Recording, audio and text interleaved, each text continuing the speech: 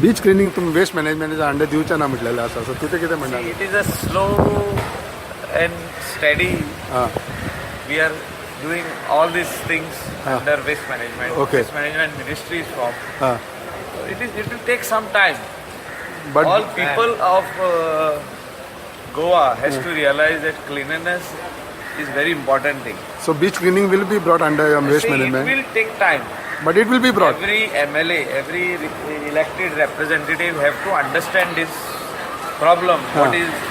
What Goa is facing today. Everywhere you see mess. So it will take some time for people also to realize that yes, it is required to be done on daily basis. So including the tourism minister will work with solid waste management in due course of time when he realizes that it is not a subject of tourism department. Their job is to bring quality tourists to Goa.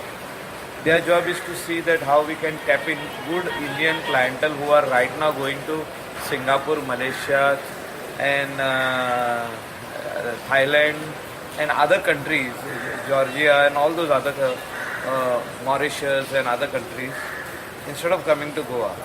So we have to check where we have gone wrong and do the correction. So after And I am quite sure that Honorable Minister Babu Asgaonkar will do the corrections.